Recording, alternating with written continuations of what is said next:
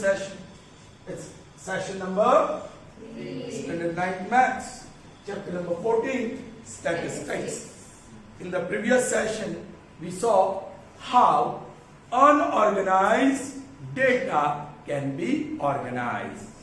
In other words, how ungrouped data can be transformed into grouped data. There's one more term. How unclassified data can be converted into classified data. इसलिए इसको कहते हैं classes. Alright? Now, in this illustration, already you can see the classified data. Yeah? The group data is given to you. तो हमें क्या करना है? Let's see, we'll read first. Illustration O. Let us now consider the following. हाँ, ये table को frequency distribution table कहते हैं, क्लासिफाइड डेटा कहते हैं, ग्रुप्ड डेटा कहते हैं. Do you understand? अच्छा. So frequency distribution table is already given. You are not asked to prepare. In the illustration number 3 and 2, we prepared frequency distribution table. Alright? Achha. Which gives the weight of 38 students. First column, weight in kg. 31 kilogram to 35 kilogram. Weight वाले कितने बच्चे हैं? 36 kilogram to 40 kilogram वाले. How many students are there? 41 to 45 kg weight वाले कितने? 14. Students having weight 46 kg to 50 kg. How much?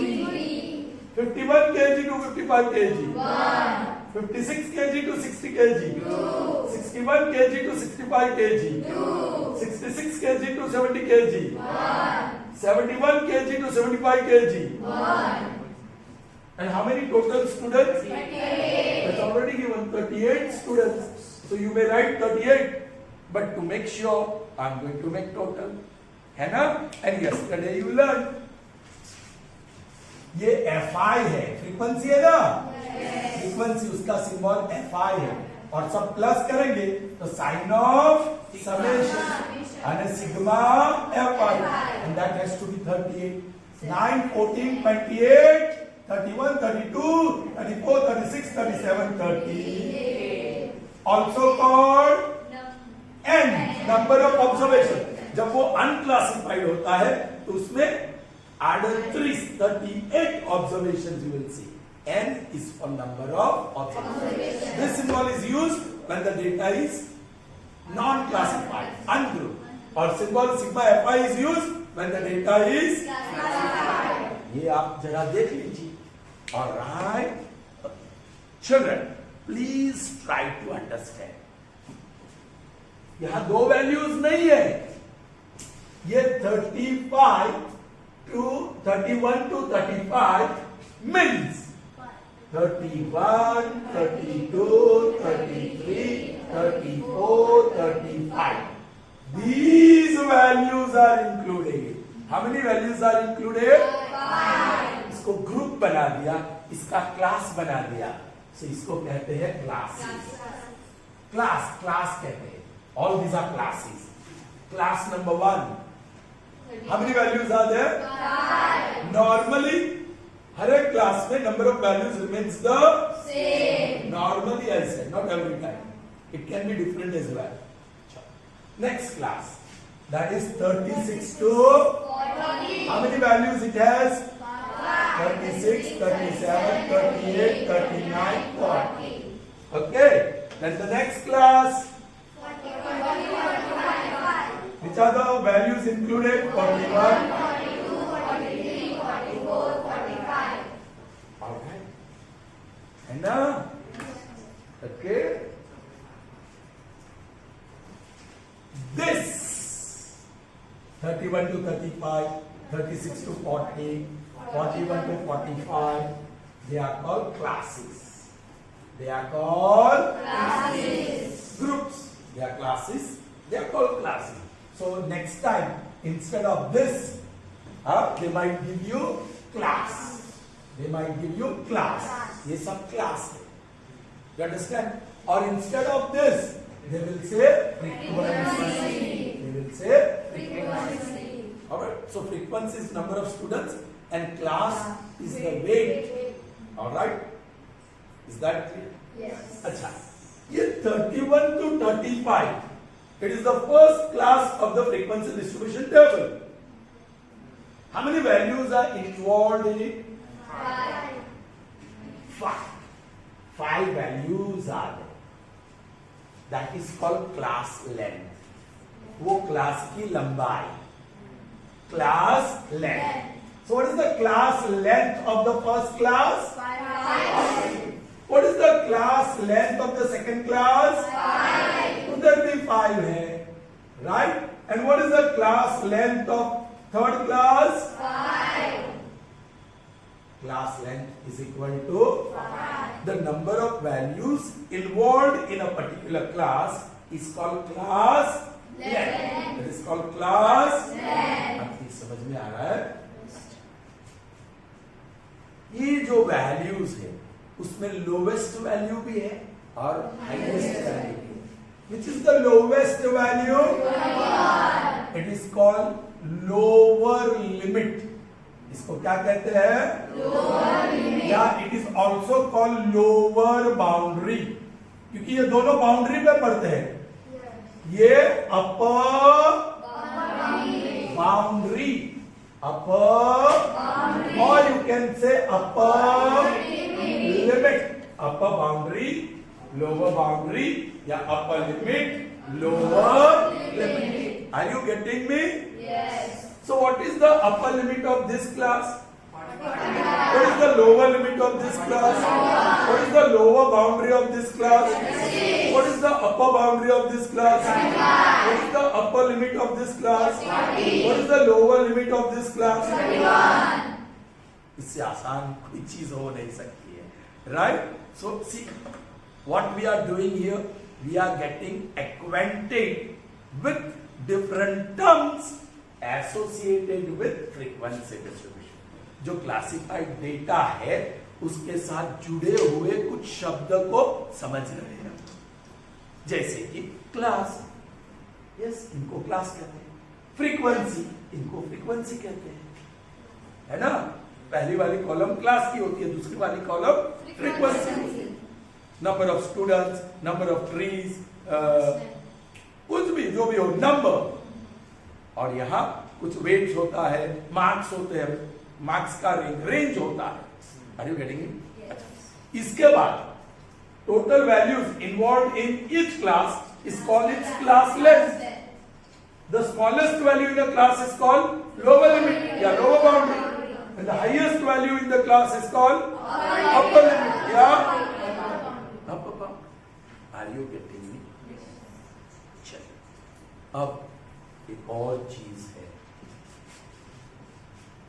इसका. ये निकाल दिया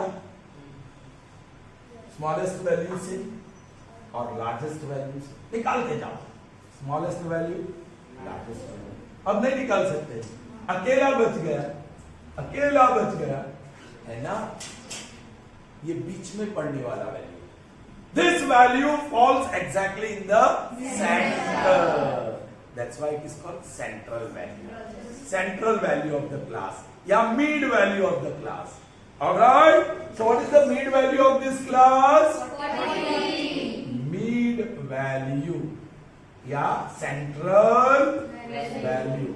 Mid value, yeah, central value of the class 41 to 45 is? 43. बोलो इसका mid value? 43. इसका mid value? 43. हाँ? नहीं, ऐसा वैल्यू आप कह सकते हैं आपकी समझ के हिसाब से, लेकिन टेक्स्ट बुक में मिड लिमिट शब्द नहीं आएगा. You can tell mid limit. Limit boundary, क्योंकि एंड पे है, बाउंड्री पे है, वो लिमिट में है, मतलब एंड पे है, एक्सट्रीम एंड पे, इसलिए लिमिट वर्ड या बाउंड्री वर्ड इज यूज. ये अंदर बाउंड्री नहीं जा रही. मिड वैल्यू या सेंट्रल वैल्यू. ऑलराइट? और उसका ढूंढने का आसान सा तरीका है. आसान सा तरीका है।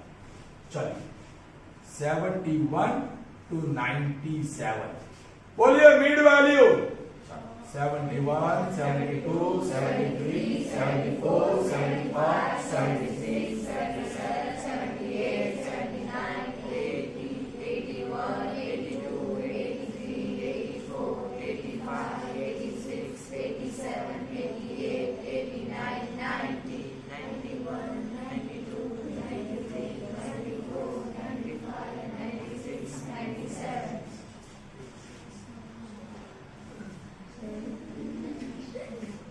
निकालो यहां से वहां से, यहां से वहां से, यहां से वहां से, यहां से वहां से, यहां से वहां से, यहां से वहां से, यहां से वहां से,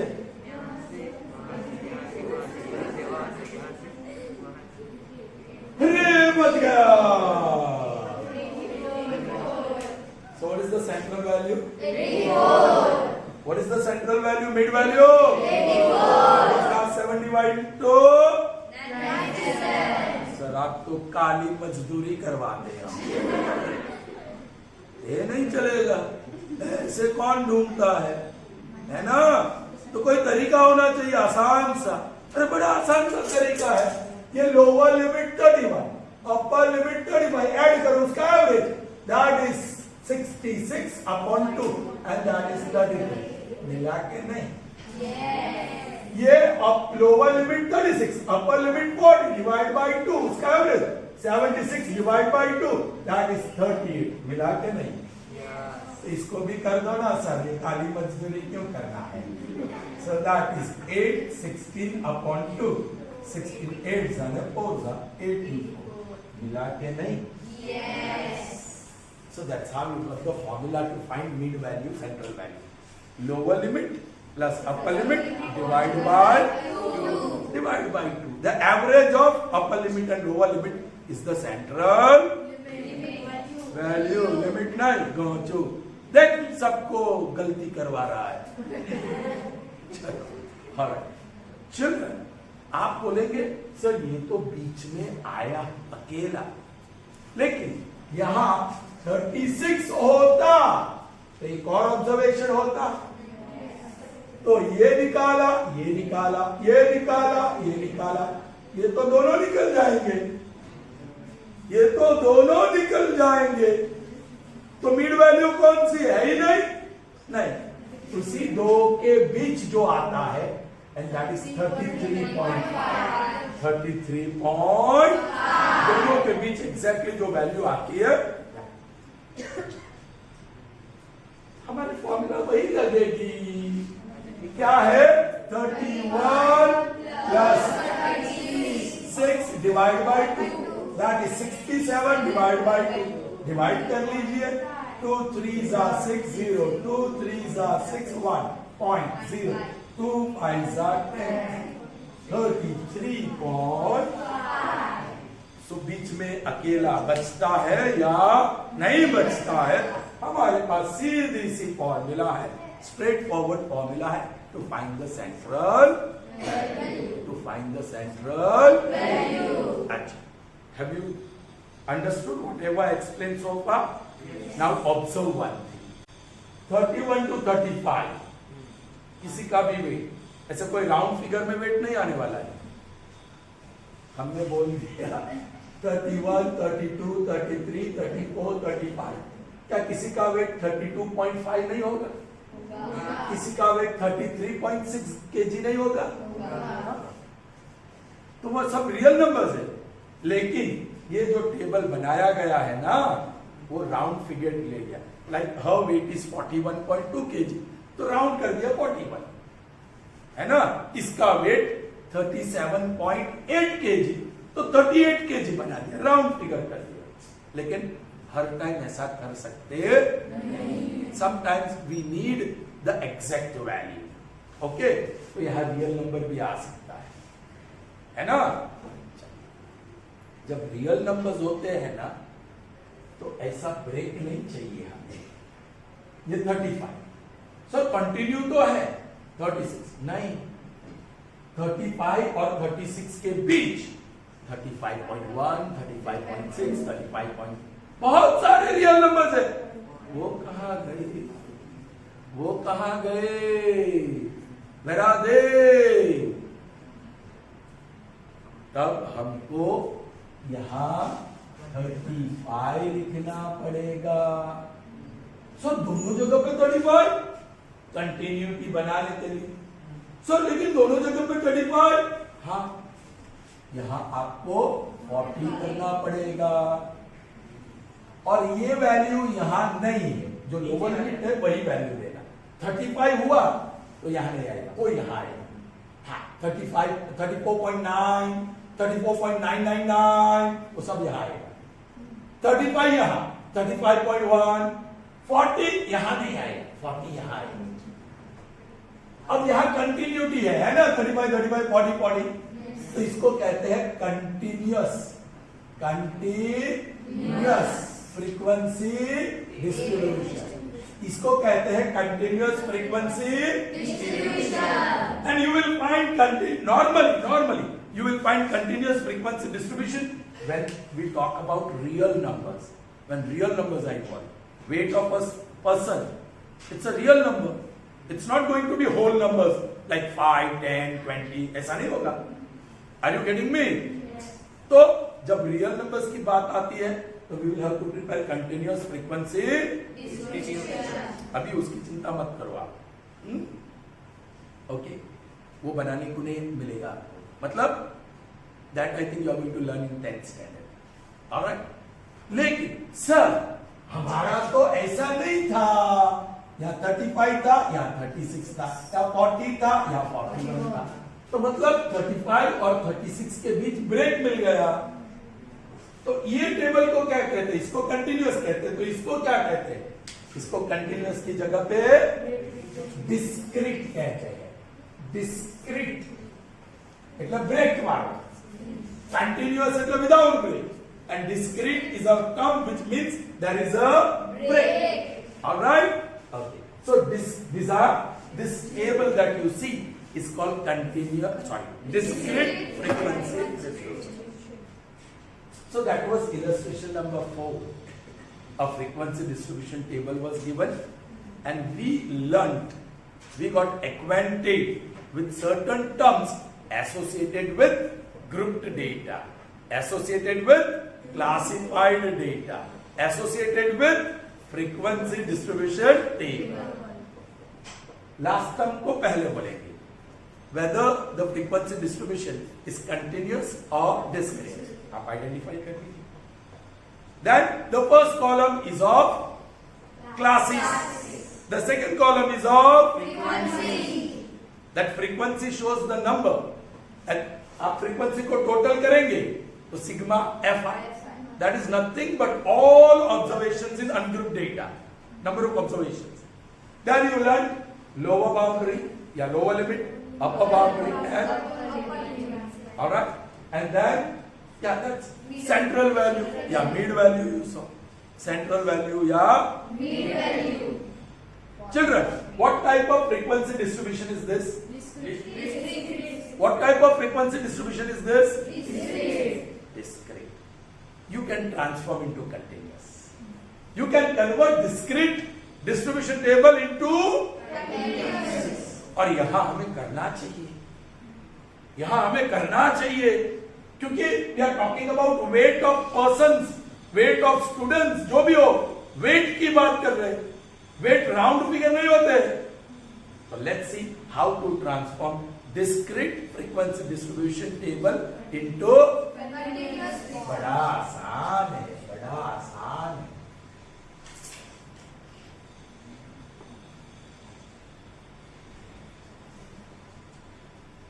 it's very easy, it's very easy.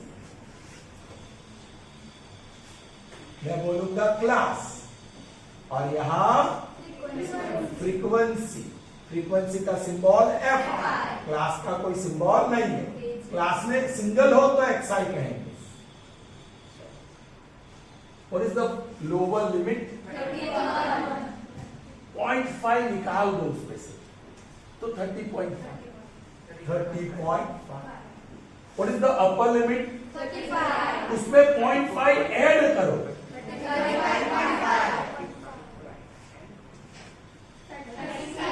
36 है. 0.5 सब्ट्रैक्ट करते जाओ. 35.5. 0.5 सब्ट्रैक्ट करो. 40.5. 0.5 सब्ट्रैक्ट करो. लोअर में से सब्ट्रैक्ट करना है और अपर में 6.5. बोलिए. 50.5. बोलिए. बोलिए. बोलिए. बोलिए. अब तो आप उसको ठोक दो. यही तो है ऊपर 40.5. यही तो ऊपर है. यही तो ऊपर है.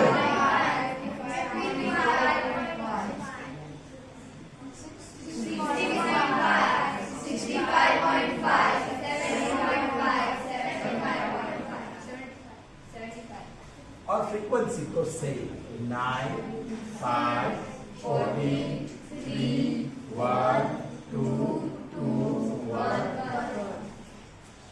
So ये जो टेबल बन गया, now there is continuity.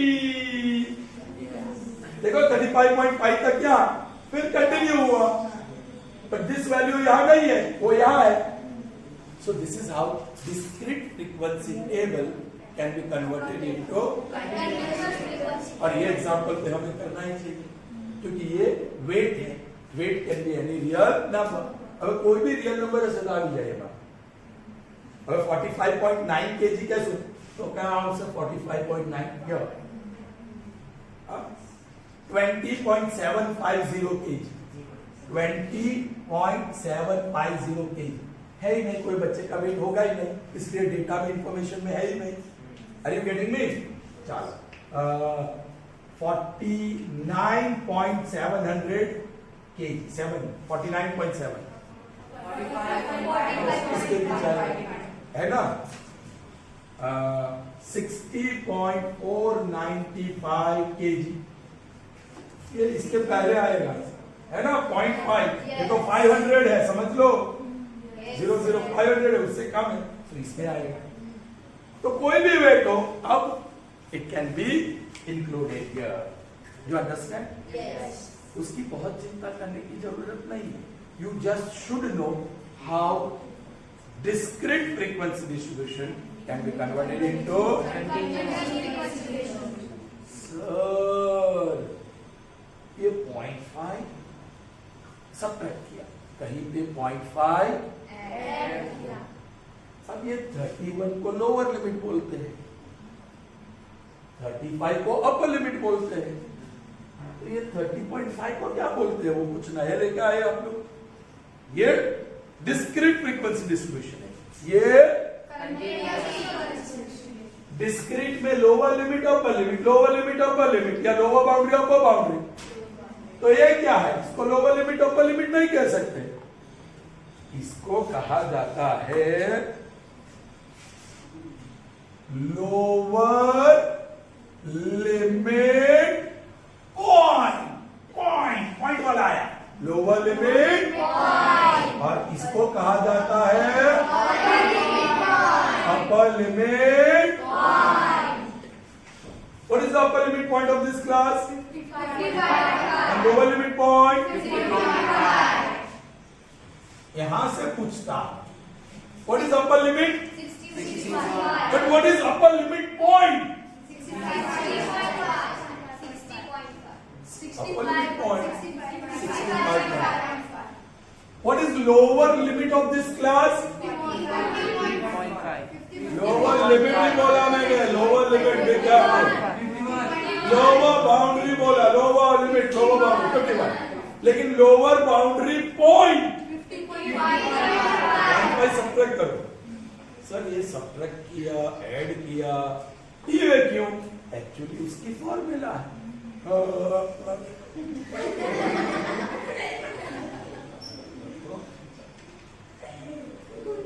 Second period में सो रहा है.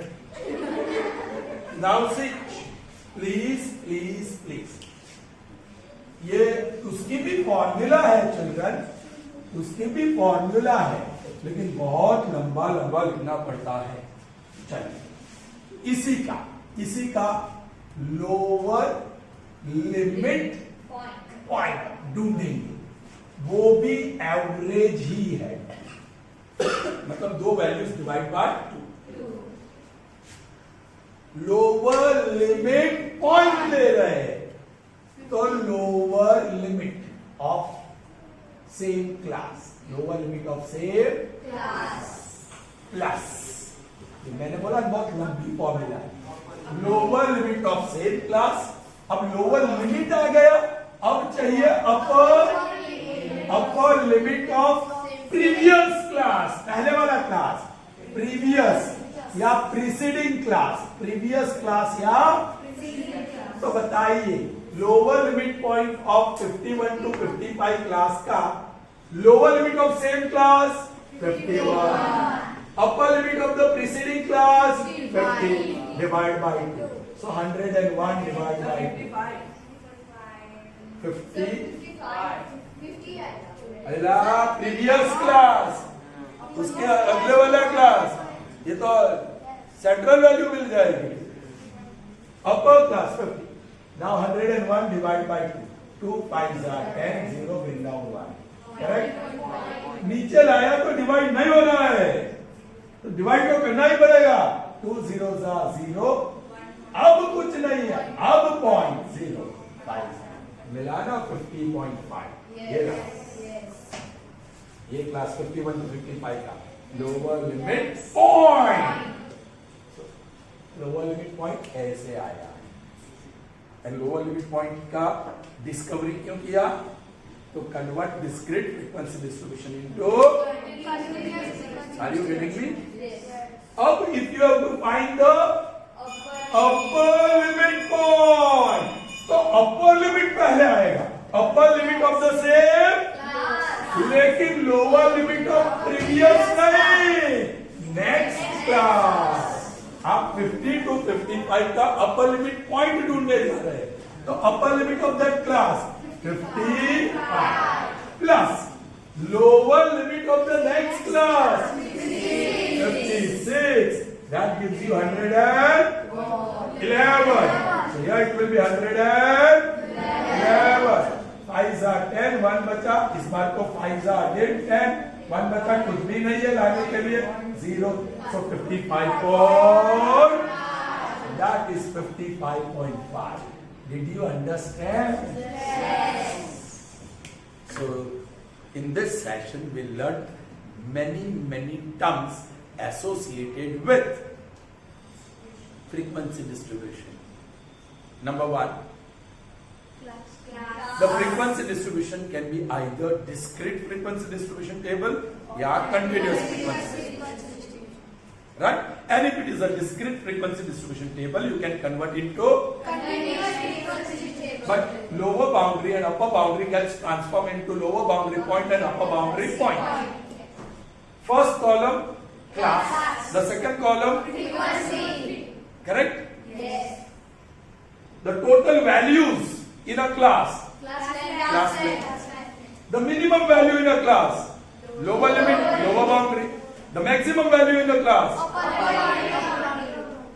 the value that falls exactly in the mid of a class, mid value, yeah.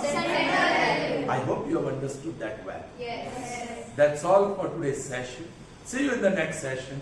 Till then, goodbye. Have a nice day. Stay safe.